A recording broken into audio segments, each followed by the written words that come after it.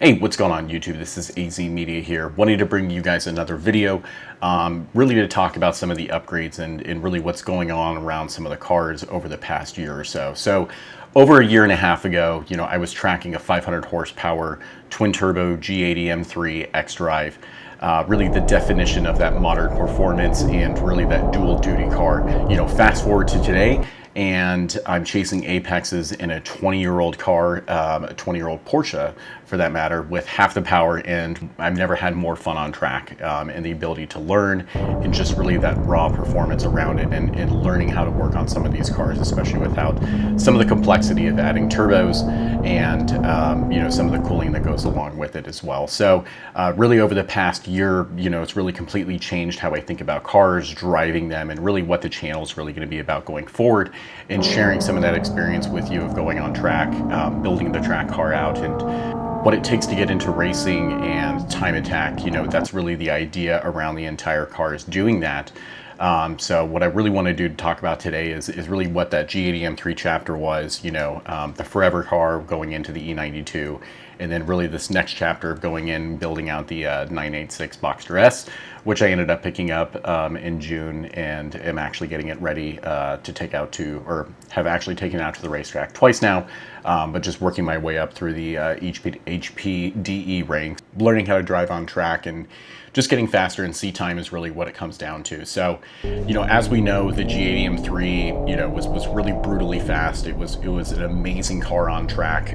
It was something really out of the box that I could take to the track and really have no problems with at all, right? Really the only problem that I had with it was just the consumables around it. It just got too costly from a tire perspective. I was going through tires every roughly 8,000 miles or so. With some of these newer cars, right, it's a little bit harder to work on themselves, taking the G80 M3 to the track and trying to do change your pads in the track, because you do have that electric parking brake system. It is a little bit harder than some of the older car systems. So that's where I think going back to an older car, something that I can learn on and really have more fun with. And that was really the reasoning behind it, right? And we talked about it before on some previous videos. But it was really around, finding that forever car in the E92 M3, and just really that analog feel to it was really was really something I wanted, and I've really fallen in love with it more and more over the year. That engine, the platform alone, really, it was BMW's last naturally aspired platform. It's the only V8 that they ever put into that platform. It can be an outlier from that kind of perspective, right?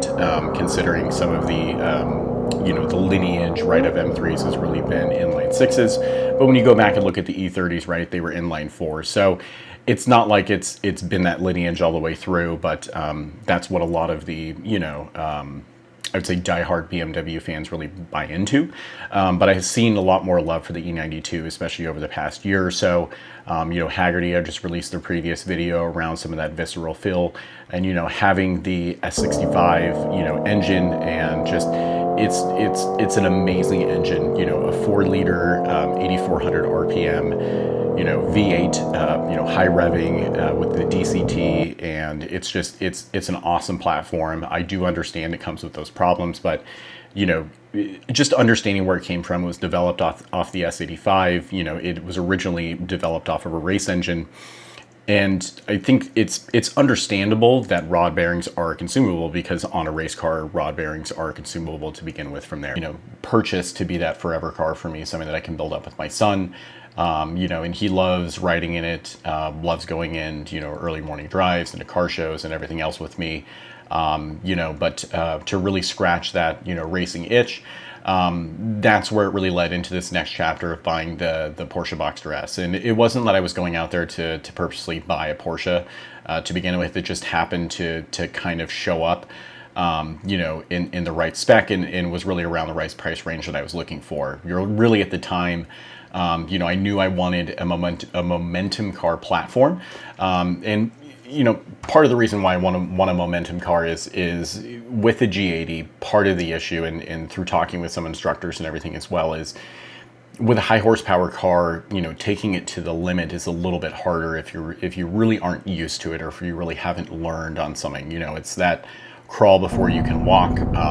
But really what this means is you know, taking and maximizing the speed through corners, you know, and making sure that you're carrying that momentum through everything. And that's really how you can build those fast times and not really relying on that high horsepower, which, you know, a lot of those higher horsepower cars can be a little detrimental to learning in those types of situations. So that was really the reason for going with the Boxster S. But like I said at the time, I was looking for a Miata because, you know, that's always the answer. You know, especially when you're looking at track cars, you know, it's got the best aftermarket kind of capabilities. It's low from a consumable standpoint. And there were some other options I was looking at, like an MR2 or MRS or whatever they call them here in the United States. And then I was also looking at some of the Z3, you know, BMW platforms, E46. I've had one before. So, you know, I know spec E46 is a thing as well. So it was kind of one of those options that I was looking into. But this 986 Boxster S ended up popping up. It's a 2003. It was local. Somebody who owned it before had actually tracked it. So it was previously a track car. You know, it's not in amazing condition, at least from a cosmetic standpoint, but mechanically it is in very good condition. I did have a PPI done on it. It did have a couple of issues, like a wheel bearing was going out on it, so I had that replaced, just because I didn't want to have to do that myself. So that's one thing I had replaced. But all the other work, at least on the car, that I've actually done myself. So I'll get into some of those upgrades that I've done so far, but have taken on 2 track days, and you know, it's really been amazing so far. So really that mid-engine balance, it really feels like a go-kart on track, right? So, you know, the Boxster S has a little bit more power than the regular 986. So it is a flat 6, but it's a 3.2 liter that makes about 258 horsepower. At least that's what it made back in 2003. Who knows what it is now? I'll end up getting a dynoed at some point just to see what that is when I start getting into time attack. Really, that was the reason for it, is just finding a momentum car, and this was something that really fit in. It had a 6-speed compared to the other 986s, which have 5 speeds. The only other issue that you run into with those is the IMS bearing. Obviously, it's a well talked about issue, kind of like, you know, similar to kind of a crank hub is what I would say in S55. It's kind of comes out of nowhere, it can happen, and it's catastrophic. It's going to ruin your engine. It's going to require a rebuild or at least a replacement of the engine. So really, for me, when I was reading into it, looking at it, it seems to happen with cars in the lower mileage standpoint. This car is 103,000 miles. It's been driven pretty hard. A lot of the cars that have been driven hard really haven't had a lot of those issues.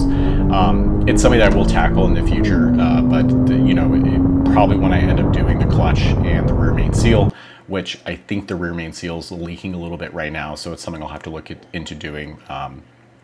Probably sometime in the off season here coming up. But for right now, it's not too bad. I'm not losing any type of oil or burning any oil or anything like that. So, you know, just going to keep running it forward. But some of the upgrades, at least that were done to the car, you know, it does have buckets. It does have a harness. I put in an extended roll cage from Brey Krauss. Just to help out with the broom test when I go into the track. I went ahead and upgraded the thermostat to low temperature thermostat, upgraded the, or replaced the water pump just because it's just one of those peace of mind things.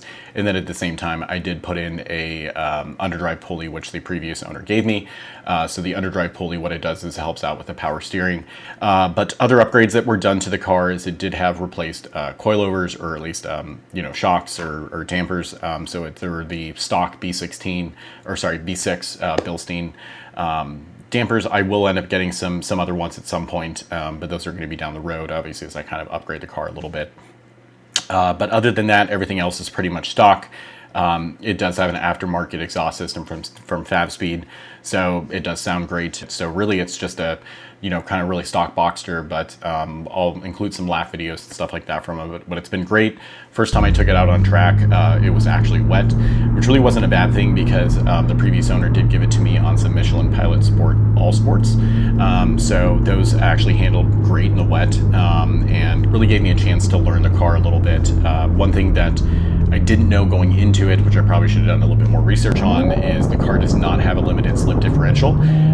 So that did hinder me, at least, you know, getting on power coming out of turns when it was wet. But it is something that I can look into and upgrading in the future. Maybe when I go to rebuild, you know, the transmission, or maybe can find one from someone in a previous race car. But really the plans going forward are going to be, you know, probably putting a cage into it, putting a hard top, getting a proper, you know, getting a Hans device, you know, for safety aspects. And then we'll start looking at doing some of the other upgrades to the car. Sorry, something that I didn't mention is it does have replaced AOS system, so the air oil separator unit, and then it does have a 2-quart deep sump in it with a baffled pan. So these cars do suffer for some oil starvation issues, just because they have a semi-dry sump. So you know, just having a little bit more oil in there really does help. Have been chasing down a cooling leak or cooling system leak. Ended up replacing the bleeder valve and then replacing the coolant cap. That can be kind of an issue. I'm really hoping it's not the expansion tank, but I'm thinking that kind of may be it. Last night I did some more work on it. The heater core was leaking and was really old, so I ended up doing a bypass on it, which was my first kind of DIY project on it.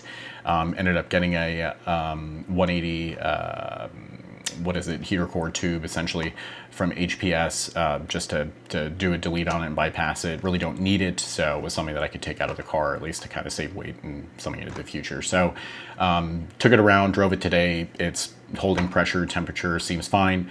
Next track day is actually going to be next Sunday, so what I might do is bring you more of a trackside video. With some of that, it's going to be out at Podium Club, so this will be the same track that I've ran with the G80 before.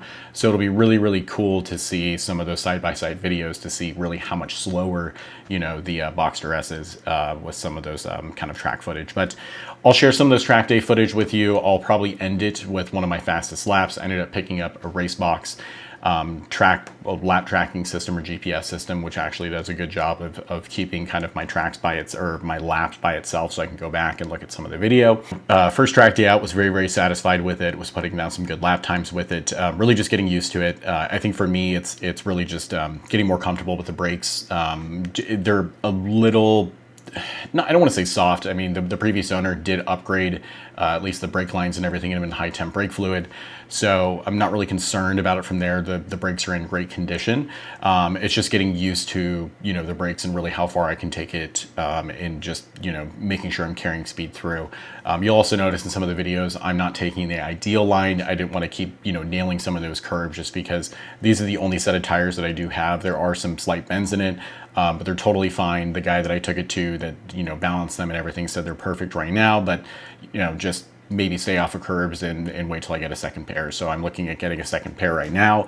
You know, that's going to be the future as I'm kind of building it out. Like I said, it'll be taking it probably to more of a time attack car is what I really like to do. I'm not sure how competitive it's really going to be.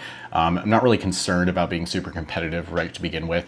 It's going to be more around learning and just seeing how I stack up against some of the other you know, cars in the same classes as well. So it's really going to be, you know, how to compare myself and really how to learn too. So what I like to do is kind of take you along with some of that journey with me as learning.